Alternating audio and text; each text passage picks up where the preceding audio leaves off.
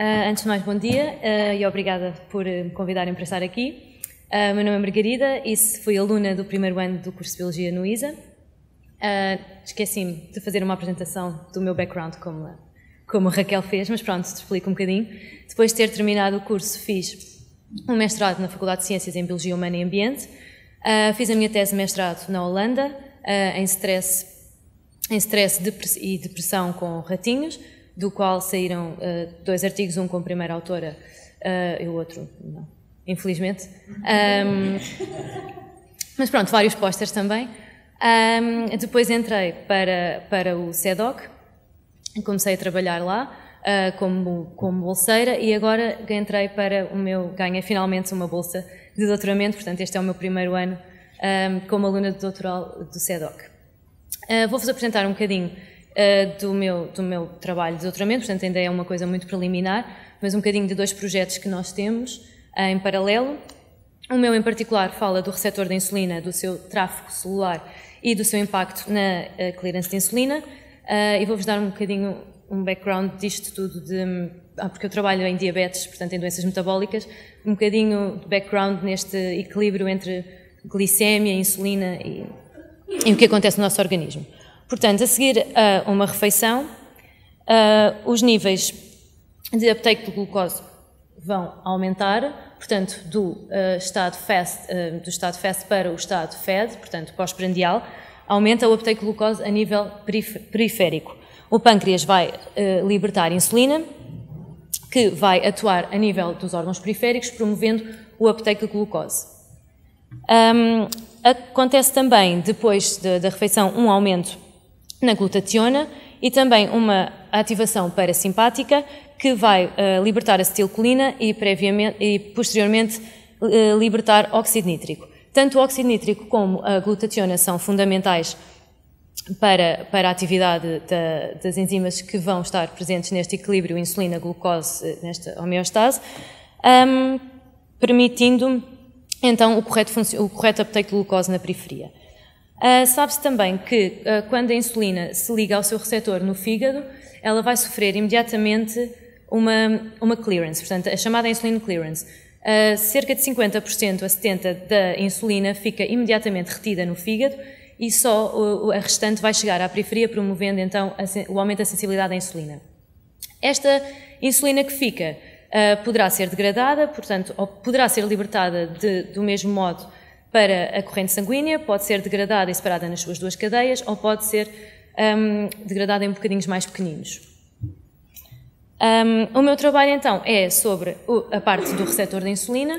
O receptor da insulina é um tyrosine kinase receptor, constituído por 2 subunidades, portanto, a alfa, onde a insulina se liga, e a beta, que depois vai permitir a ativação do pathway de sinalização da insulina.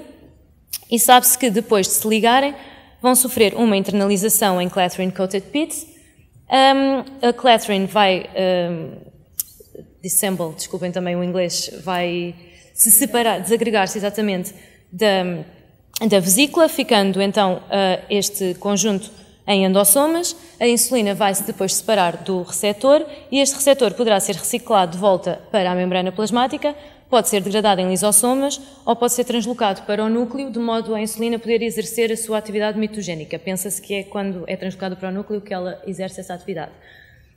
O que não se sabe é como é que as células vão decidir que caminho é que o receptor vai escolher, conforme os vários órgãos, conforme o fígado, por exemplo, vai necessitar de ter mais receptores de insulina disponíveis, porque além do uptake de glucose e da função da insulina vai também ter que fazer esta clearance. Portanto, como é que isto se passa nas células e em diferentes órgãos? E também quantas rondas de reciclagem vai passar um receptor antes de ser degradado e quais são as moléculas que ajudam a dividir os vários receptores para estes caminhos. Nada disto é conhecido. Estes passos de internalização e do tráfego do receptor vão ser fundamentais para a insulina atingir os órgãos periféricos e realizar a sua atividade biológica e para a correta degradação e remoção, para também não termos uma hiperinsulinémia. As proteínas RAB são conhecidos como os molecular switches, são fundamentais em todos os passos do pathway endocítico e do secretório, e alternam entre uma forma ativa, que é ligada ao GTP, e uma forma inativa, que é ligada ao GDP. Estão presentes, então, como eu disse, em todos os passos da endocitose, das principais vias endocíticas, e o que nós pensámos foi então ver se o receptor da insulina irá colocalizar com algumas das principais RABs, por exemplo, a RAB5, que está presente nos early endosomes, a RAB7 nos late e a RAB11 nos recycling endosomes. A hipótese, então, do meu projeto de doutoramento é que alterações no tráfego do receptor da insulina vão afetar a ação da insulina e a sua sinalização, e também a clearance, que é uma coisa que ainda está pouco estudada e que se percebe que agora tem muito impacto em pessoas com depois doenças metabólicas, com diabetes e com síndrome metabólico. Isto vai refletir alterações na resistência à insulina e na disponibilidade da insulina a nível periférico. O primeiro objetivo que nós temos é perceber, então, a fisiologia do tráfego do receptor, tanto no fígado como no músculo esquelético, os dois órgãos por excelência deste trabalho. Depois perceber qual é o destino do receptor e o número de receptores que vão por cada pathway, perceber o que é que acontece em situações de doença, em situações de hiperglicemia, em situações de hiperlipidemia e em situações também de aumento excessivo ou diminuição de dióxido nítrico, como vimos é fundamental para o pathway, e correlacionar então isto tudo com a insulin clearance no final.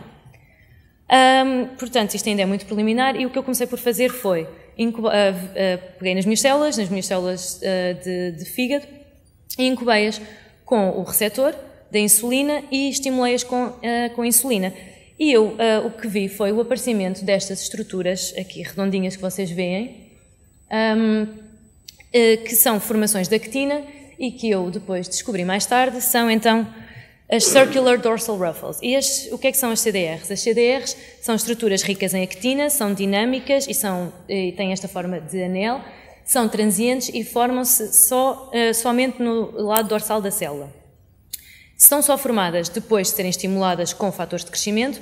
O mais estudado é o PDGF, que ao fim de 5 minutos então promove a formação destas estruturas e que duram mais ou menos até 30 minutos depois desaparecendo.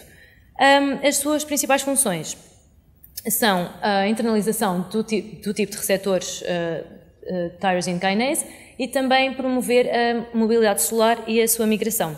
Este assunto também é muito, muito recente. Estas estruturas estão só agora a começar a ser estudadas, portanto não se sabe ainda muito sobre elas, mas realmente, tanto com o BDGF como o EGF e esses fatores, já se viu que formam estas estruturas. Então eu fui ver como é que era a sua dinâmica nas minhas células e pude ver que ao fim de 1 minuto já tinha estas bolas enormes a começar a ser formadas, portanto é um processo mais rápido do que com um PDGF. Tanto com concentrações mais baixas como com a mais usada, que é o 100 nanomolar de insulina. Então, posso ver aqui que as CDRs se formam mais rapidamente depois do estímulo de insulina, promovendo e que posteriormente se vão colocalizar com o meu receptor. Portanto, tanto o receptor da insulina está então presente nestas estruturas. Ao fim de 30 minutos de estímulo, já não tenho as CDRs, passo a ter estas estruturas mais compridas e muito mais conhecidas, que são os lamellipodium, e o receptor também está aqui, portanto, as CDRs também se sabe que formam depois macropinosomas, portanto, é um processo de entrada, são uma porta de entrada do material para a célula. As poucas conclusões que ainda posso tirar daqui são que a insulina estimula então a formação destas CDRs logo 1 minuto depois da estimulação e que o receptor da insulina está presente nessas estruturas. As CDRs podem então ser um modo de reciclagem rápida dos receptores, quando eles são mais necessários, e de os levar de volta à membrana. Os próximos passos que vão partir daqui é bloquear então este pathway de formação destas estruturas e ver o que é que acontece à internalização do receptor, ver como é que afeta também o uptake de glucose a nível muscular, se vai ter algum efeito e vai diminuir então a sensibilidade à insulina, como é que está alterado em condições de patofisiologia e também tentar fazer alguma live cell imaging para ver ao vivo as CDRs a formar e o receptor a ir para lá.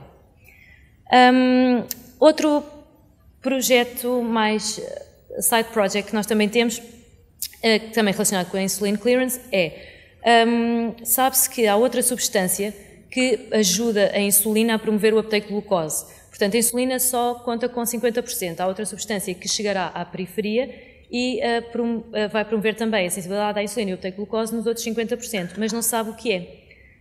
Nós achamos no nosso laboratório que a insulina, que é então cleared, portanto, aquele bulk de insulina que vai logo para o fígado, é degradada nas suas duas cadeias, a A e a B, e sofre nitrosilação por parte da glutationa e do óxido nítrico, porque quando estes compostos se juntam, formam nitrosotióis. Então nós achamos que estas cadeias vão ser nitrosiladas, vão sair de volta para a corrente sanguínea, promovendo então esses outros 50% de uptake de glucose. Já fizemos alguns ensaios in vitro de glucose uptake em linhas musculares e também Western blot para ver se estas cadeias também vão ativar o pathway da insulina ou ativam outro pathway. E o que podemos ver aqui quando se dá insulina às células musculares, vamos ter um aumento para quase o dobro, ou para o dobro mesmo, do uptake de glucose. E o mesmo se passa quando damos as cadeias nitrosiladas às células. Estas cadeias vão então também promover o uptake de glucose, mimetizando o efeito da insulina. Quando vamos ver por Western qual é o pathway ativado, vemos que a insulina vai ativar o Insulin Signaling Pathway, mas as cadeias nitrosiladas vão ativar, o AMPK. Portanto, estão a atuar de modo diferente e num pathway diferente que a insulina.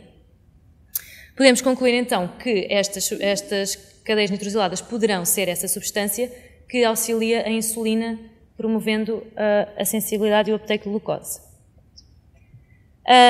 Quero agradecer aos meus dois grupos, porque eu sou uma pessoa que se divide, principalmente à minha PI, que é a Paula Macedo, e à Joana Gaspar, que faz esta parte das cadeias nitrosiladas, e ao Duarte Barral, que é a parte do tráfego, e à Ana Portelinha, que são as pessoas que me ajudam mais, então, na parte do tráfego, que não é realmente ainda a minha praia, mas está a começar a ser. Obrigada.